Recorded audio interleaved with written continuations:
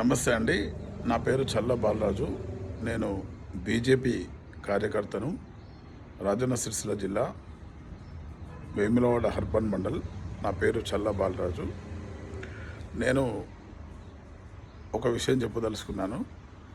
నక్సలిజంపై పోరాటం జరుగుతుంది.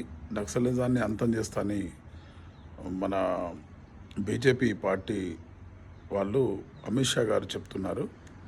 నక్సలిజం అనేది ఎందుకు పుట్టింది, నక్సలిజం యొక్క అర్థం ఏంటి, నక్సలిజము రావాల్సిన కారణాలేంటి, శ్రమ దోపిడీ, భూస్వామ్య వ్యవస్థ, పెత్తందారి వ్యవస్థ, వీటన్నింటినీ చూడలేకనే నక్సలిజం వచ్చింది. అందరికీ భూములు ఉండాలనే ఉద్దేశంతో భూమి ప్రతి ఒక్క వ్యక్తికి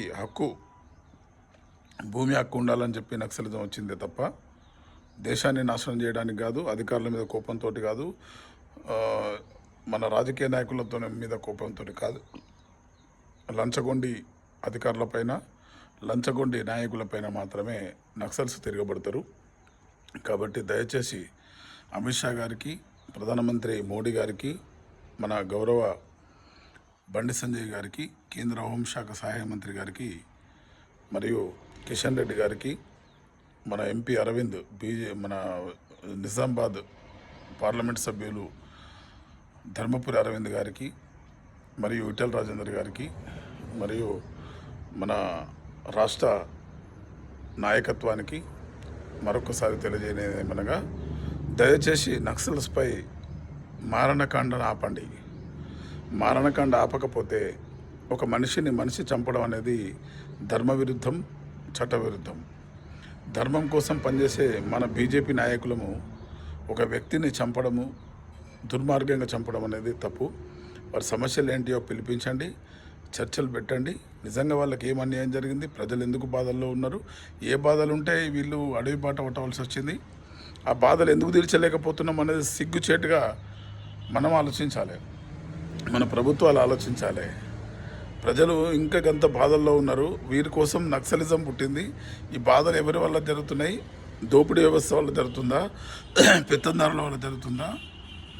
ఇవన్నీ మనం గమనించి మన అట్టడుగు వర్గాలకు న్యాయం చేసినట్టయితే, అట్టడుగు వర్గాలందరూ స్వేచ్ఛతో జీవించినట్టయితే, వాళ్ళు కూడా ఉన్నత స్థాయిలో వెళ్ళినట్టయితే నక్సలిజం ఉండవలసిన అవసరం లేదు. దయచేసి ఈ విషయాన్ని గమనించండి. అమిత్ షా గారు, మోడీ గారు, ముఖ్యంగా ధర్మపురి అరవింద్ బీజేపీ ఎంపీ గారు, రాజాసింగ్ గారు, ముఖ్యంగా చెప్పాలంటే రాజాసింగ్ గారు ఆయన భావాలు చాలా నచ్చినాయి మాకు. దీంట్లో కల్పించుకోవాలి. యోగి ఆదిత్యనాథ్ గారు కూడా దీంట్లో కల్పించుకోవాలి. యోగి ఆదిత్యనాథ్ యూపీలో రౌడీ షీటర్స్ని ఎన్కౌంటర్ చేస్తున్నారు, అన్యాయం చేసిన వాళ్ళని ఎన్కౌంటర్ చేస్తున్నారు. ఇది నేను మెచ్చుకోదగుతా. ఎందుకంటే అన్యాయం చేయకూడదు కదా. వీళ్ళు అన్యాయం చేయట్లేదు, అన్యాయం కాబట్టిన వాళ్ళ పక్షాలను నిలబడ్డారు. వీళ్ళని చంపడం అనేది ధర్మ విరుద్ధమని నేను భావిస్తున్నాను. దయచేసి నేను బీజేపీ కార్యకర్తగా చెప్తున్నాను, బీజేపీ నాయకులలో మార్పు రావాలి. ఇది ప్రధానమంత్రి మోడీ గారి దగ్గరికి, అమిత్ షా గారి దగ్గరికి ఈ వీడియో పోయేటట్టు పోస్ట్ చేయండి. భారత్ మాతాకి జై. జై హింద్, జై శ్రీరామ్.